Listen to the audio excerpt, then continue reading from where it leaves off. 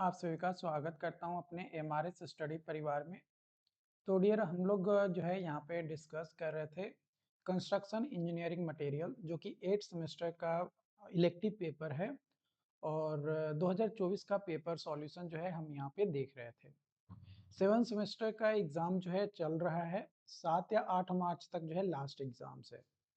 तो जिन लोगों का एग्ज़ाम्स हो रहा है अच्छे से एग्ज़ाम दीजिए। और 8 सेमेस्टर की क्लासेस आप लोगों के लिए जो है यहाँ पे लाइव कर दिया गया है। और अभी होली के अवसर पे आपका जो है जो भी कोर्स आप परचेज करोगे 8 सेमेस्टर का, खासकर कंबाइंड कोर्स, तो आपको जो है 50% ऑफ मिल जाएगा। बाकी अगर पार्टिकुलर सब्जेक्ट वाइज लोगे तो उसमें कोई ऑफर नहीं है। कंबाइंड सब्जेक्ट का अगर आप लेते हो तो आपको जो है होली के अवसर पे आपको 50% ऑफ मिल जाएगा। कई सारे लोग कमेंट करते हैं कि ये जो ऑफर दिए हैं, हमें जो है सारे सब्जेक्ट नहीं चाहिए, हमको 4 सब्जेक्ट चाहिए। तो 4 सब्जेक्ट के हिसाब से ही पैसा जो है एक इफेक्टिव प्राइस लिया जा रहा है। अगर 50% ऑफ है तो पर सब्जेक्ट आपको 100 रुपीज़ मात्र लगेगा। 100 टू 125 रुपीज़ लगेगा। और वो भी लाइफ टाइम, मतलब 100 रुपये में आपको जब तक सेमेस्टर एग्जाम नहीं होगा तब तक आपको जो है वो चीज़ें मिलेगा। तो जो लोग इनरोल नहीं किए इनरोल कर लीजिए। तो हमारा जो क्वेश्चंस है वो हम स्टार्ट करने वाले हैं। क्वेश्चंस है कि what is carbon composite. Carbon composite क्या है और उसके प्रॉपर्टीज क्या हैं कार्बन कंपोजिट के, और उसके एप्लीकेशंस कहाँ होते हैं कार्बन कंपोजिट का। तो कार्बन कंपोजिट जो है ये क्लास होता है एडवांस कंपोजिट मटेरियल्स का, जो बनता है carbon fibres with carbon matrix के साथ। जो कार्बन मैट्रिक्स है यूजुअली डिराइव किया जाता है फ्रॉम पाइरोलैक्सिस ऑफ ऑर्गेनिक प्रिक्यूर्सर्स से। जब पाइरोलाइसिस उसको हम करते हैं तब हमें प्राप्त होता है, सच एज रेजिन और पीच। ये कॉम्बिनेशंस होता है हमारा मटेरियल का, ये एक ऐसा प्रॉपर्टीज लेकर आता है जो यूजफुल होते हैं कंस्ट्रक्शंस के लिए। तो ये जो कार्बन कंपोजिट है इसका अगर हम स्टेप्स देखें तो सबसे पहले कार्बन फाइबर रेनफोर्स्ड, जो कि फर्स्ट वूवन होता है इनटू स्पेसिफिक फॉर्म, जो कि क्लॉथ, टो और यार्न। पाइरोलाइसिस ऑफ रेजिन और अदर कार्बन सोर्स यूज किया जाता है to form carbon matrix around fibres. और उसके बाद हम डेंसिफिकेशन करते हैं, क्योंकि उसमें थोड़े बहुत पोर्स वगैरह तो रहेंगे ही। तो उसको फिर डेंसिफिकेशन करते हैं ताकि उसकी जो मैकेनिकल प्रॉपर्टीज है उसको हम इम्प्रूव कर सकें। तो कार्बन कार्बन कंपोजिट का जो प्रॉपर्टीज है, high strength to weight ratio, high thermal conductivity, high temperature resistance, thermal expansion, excellent wear resistance, electrical conductivity होता है, कोरोजन रेजिस्टेंट होता है, गुड फैटिग्यू रेजिस्टेंस होता है, और डायमेंशनल स्टेबिलिटी भी जो है मिलता है।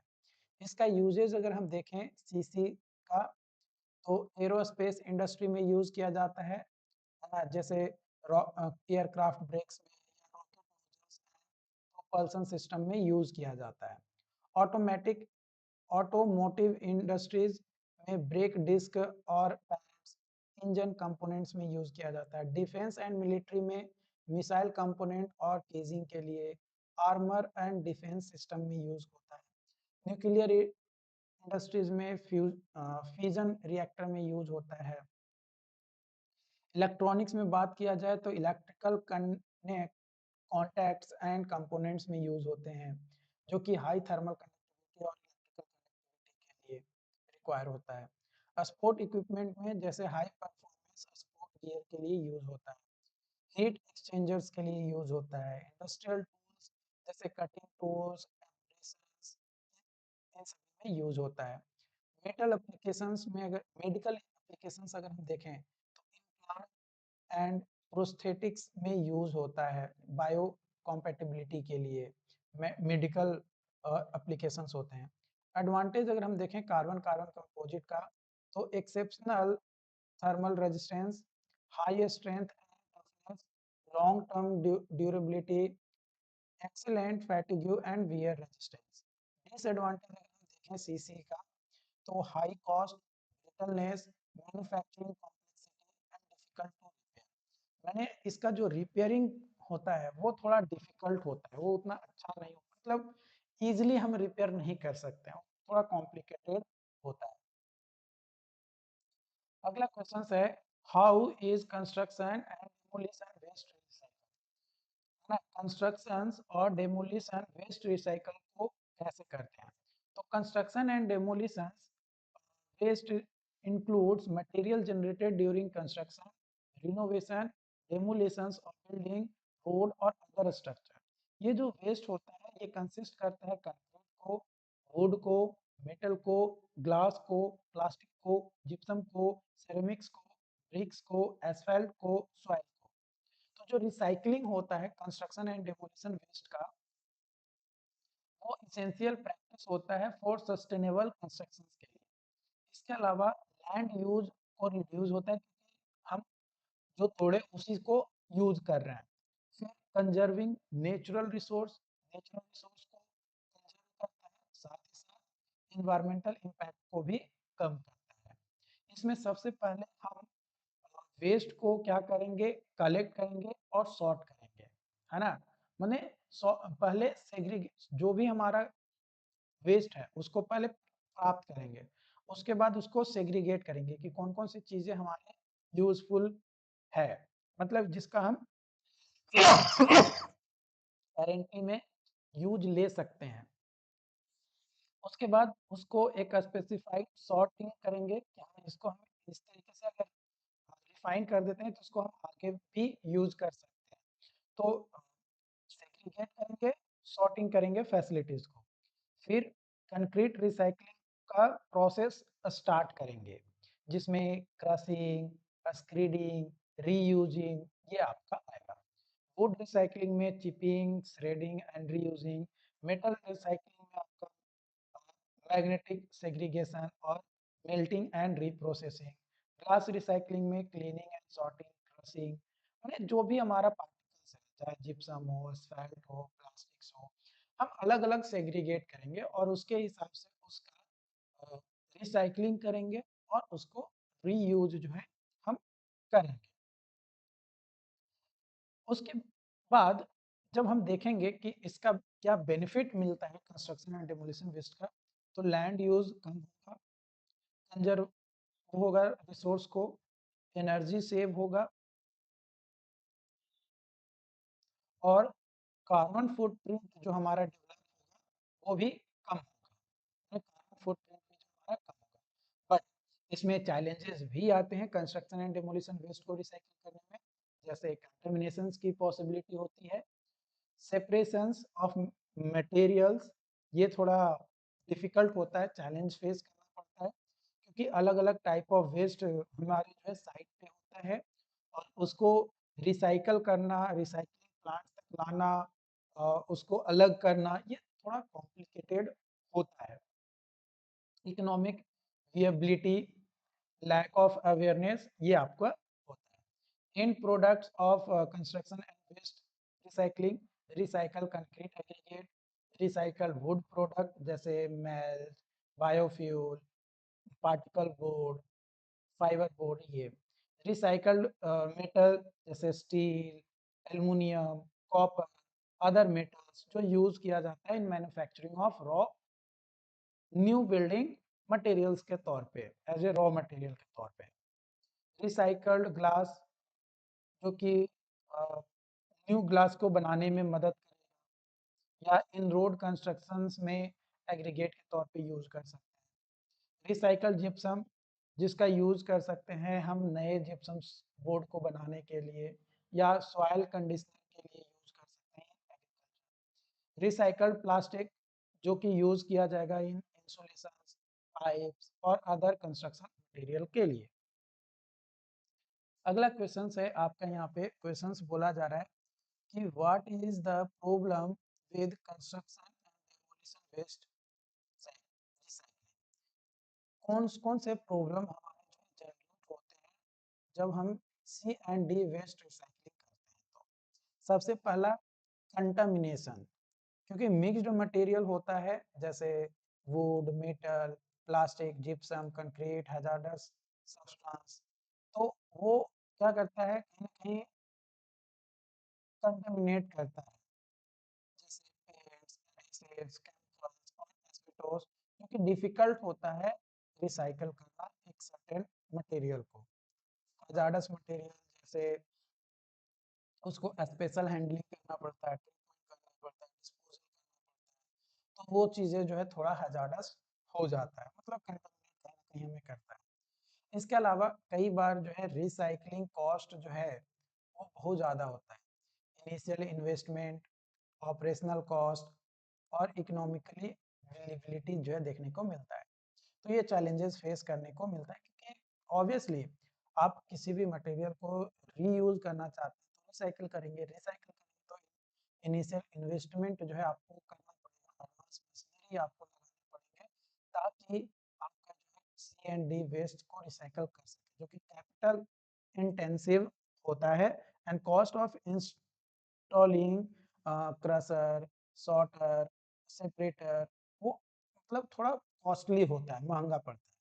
Lack of infrastructure and technology, proper technology और इंफ्रास्ट्रक्चर नहीं रहना रिसाइकलिंग के लिए, ये भी एक सीएनडी वेस्ट के लिए मुसीबत का सामना करना पड़ता है।